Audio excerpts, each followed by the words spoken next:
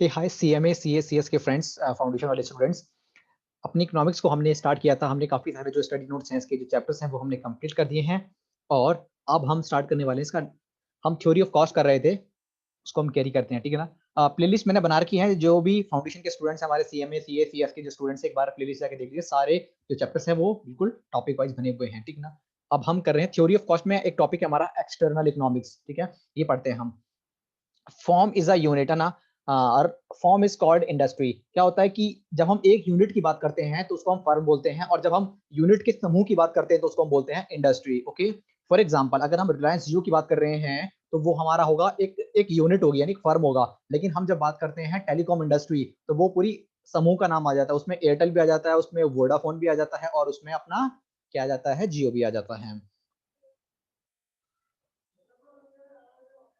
When industry is expanded by some advantages, these advantages are enjoyed by all the firm in the industry, so they are called external economics। यानी जब हम expand करते हैं तो उसका benefit जो होता है किसको मिलता है, सारी इंडस्ट्री को मिलता है। तो उस इंडस्ट्री में होने वाली सभी फर्म को मिलता है। मान लीजिए हम टेलीकॉम इंडस्ट्री को कोई बेनिफिट दे रहे हैं, मान लीजिए टैक्स में कोई बेनिफिट दे रहे हैं, तो उसका बेनिफिट एयरटेल को भी मिलेगा, वोडाफोन को, आइडिया को भी मिलेगा, और जियो को भी मिलेगा।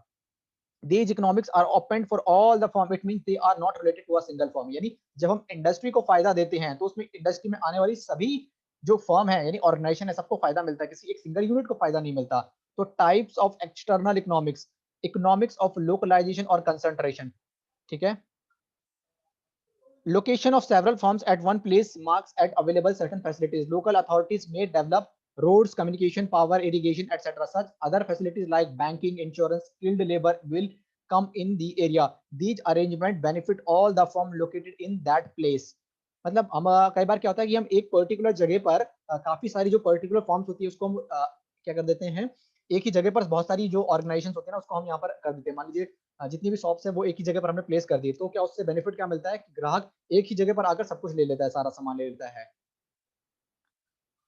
और इकोनॉमिक्स ऑफ डिसइंटीग्रेशन और specialisation: production of goods can be split into different parts and each form में take up one part of producing the goods. This will result in specialization and improve performance of each form in the production. This will division of labor helps to produce more output and reduces cost of production। कहने का मतलब क्या है कि हम कोई एक particular unit मान लीजिए कोई एक ऑर्गेनाइजेशन किसी एक काम पर ध्यान देती है, उस काम को बार बार उसके लेबर करते रहते इतने एक्सपर्ट बन जाते हैं, तो जो पहले स्टार्टिंग में 1 घंटे में काम करते थे, आज वो 20 मिनट में उस काम को कर देते हैं। तो इससे उनकी कॉस्ट भी बढ़ती है, यानी सामान ज्यादा बन रहा है और समय कम लग रहा है।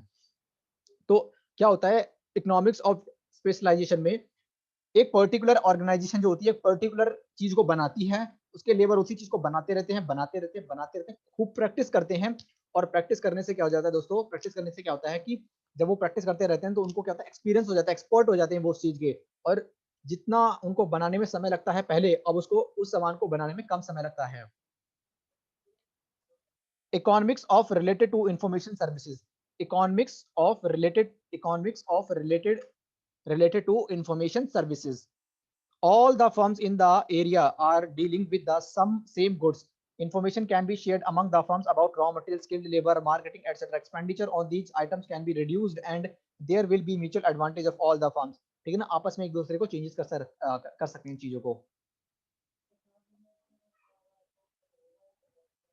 Economics of producer organization: collective research by all the firms on new product technologies will help reduce expenditure. The fruits of research can be enjoyed by all the firms। Collective research by all the firms, यानी जितनी भी firms है वो आपस में क्या कर सकती है, आपस में मिलकर किसी भी नई चीज पर रिसर्च कर सकती है। तो रिसर्च से जो आउटपुट निकलेगा उसका फायदा सभी को होगा, और सब मिलकर अगर रिसर्च करेंगे तो कॉस्ट उतनी खर्चे कम आएंगे उनके। External diseconomics: increase in the input price। अब external diseconomics which accrue to the firms as a result of the expansion in the output of the whole industry are termed external economics। diseconomics यानी आपने क्या कर लिया, जो expansion कर लिया आपने अपने output को बनाने में।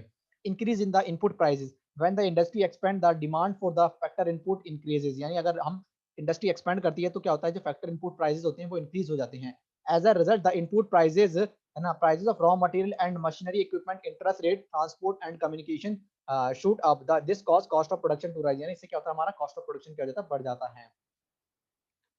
Pressure on infrastructure facilities: concentration of firms in a particular region create undue pressure on the infrastructure facilities, transportation, water, sanitation, sanitation, power and electricity, etc. As a result, bottleneck and delay in production process become frequent, which tend to raise per unit cost. है ना? अगर हम अलग-अलग काम करेंगे, हर एक unit अपना अलग-अलग काम करेगी, तो उससे क्या होगा कि जो पर यूनिट कॉस्ट होगी वो क्या होगी? बढ़ेगी।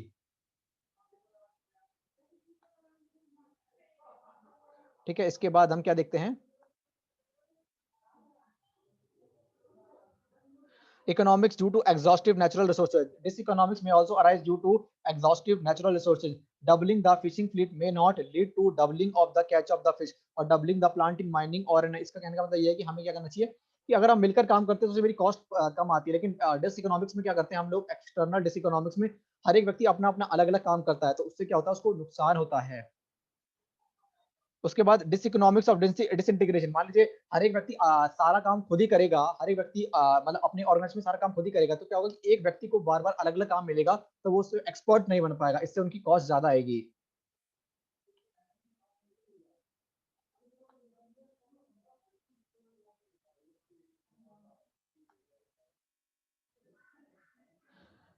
इम्पैक्ट, प्रभाव, impact of external economics and external diseconomics on LEC curve. As a result of external economics के कारण क्या होता है? एलईसी कर्व क्या होता है? डाउनवर्ड की तरफ जाता है, यानी एलईसी कर्व मान लीजिए ये पहला कर्व था मेरा, तो एक्सटर्नल इकोनॉमिक्स के कारण मेरा क्या होता है? नीचे की तरफ जाना स्टार्ट कर देता है, इस तरीके से ये ना, ये नीचे की तरफ जाना स्टार्ट कर देता है मेरा।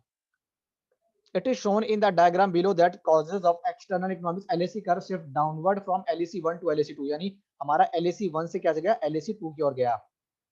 दूसरा, as a result of external diseconomics with LAC curve of the firm shift upward, it is shown in the diagram below that the because of external diseconomics LAC curve shift upward from LAC 1 to LAC 3, और discern economics के कारण हमारा upward की तरफ जाता है, यानी LAC 1 से हमारा कहाँ चला गया? LAC 3 में चला गया। ये होता है हमारा LAC 1 से नीचे की तरफ आ गया, ये एक्सटर्नल इकोनॉमिक्स के कारण, और ये वाला हमारा एक्सटर्नल डिस इकोनॉमिक्स के कारण। सो गाइस, ठीक है, ये था हमारा। इसके बाद कॉन्सेप्ट ऑफ रेवेन्यू का जो टॉपिक है वो हम नेक्स्ट लेक्चर में करेंगे। हम छोटे-छोटे स्लॉट में वीडियोस को मैं करूँगा ताकि आपको प्रेशर ना बने कि 1 घंटे या 2 घंटे या 3 घंटे की वीडियोस होगी। सो गाइस, मिलते हैं नेक्स्ट लेक्चर में। आप सारे वीडियोस को एक-एक करके देखते जाइएगा। किसी भी टॉपिक में आपको डाउट है तो आप पूछ सकते हैं। Okay guys? So guys, we will meet in next lecture and thank you so guys, and अपना ध्यान रखिएगा। Stay safe guys.